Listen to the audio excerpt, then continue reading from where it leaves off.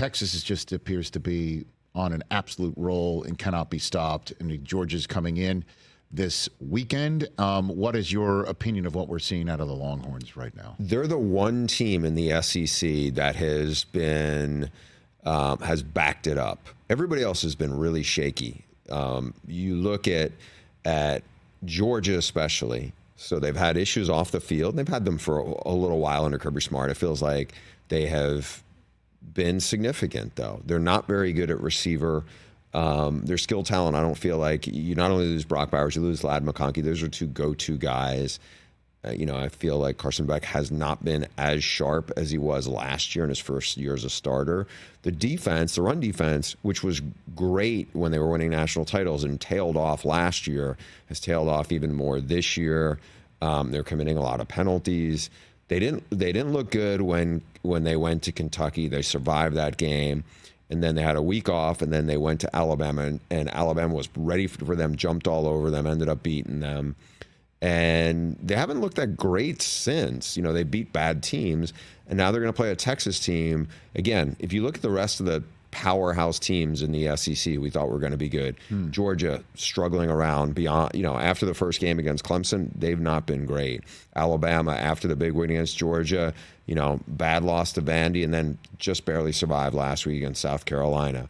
You look at Tennessee's offense, looks really shaky at best. I mean, they're kind of scuffling around. Ole Miss has been a big disappointment. They lost again last week to LSU. That was a team a lot of us thought was going to be on a playoff. Lane Kiffin's team looked really good against really bad teams, and now that they're in the SEC play, they're struggling. And then, LSU had the loss in the beginning of the year to a USC team that's not great, but they're finding ways to win, and that's a credit to Garrett Nussmeier, who's taken over, and certainly to Brian Kelly and a really good offensive line. But here we are with Texas. Ewers got hurt early on. Arch Manning went in there, played excellent. The defense is very good. The offensive line's very good. They replaced a bunch of receivers with a deeper group of athletes. Tight end's really good. They look unbeatable right now. They really do. They look really good. I don't think anybody looks unbeatable. I wouldn't put it out there like that. So who beats Texas? Who would you give me? Oregon or something like that? Ohio State? Is that what you're saying?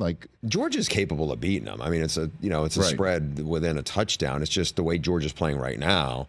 They look like they could lose by 2 touchdowns. But if Georgia has their A game, they can present some problems for Texas. I mean, right now, Texas played an Oklahoma team without a very good offense, and they played a Michigan team in that game where their offense is really bad too. Now Michigan's defense looked bad that day, and that's a credit to Texas, but they haven't played anybody very good on offense so far.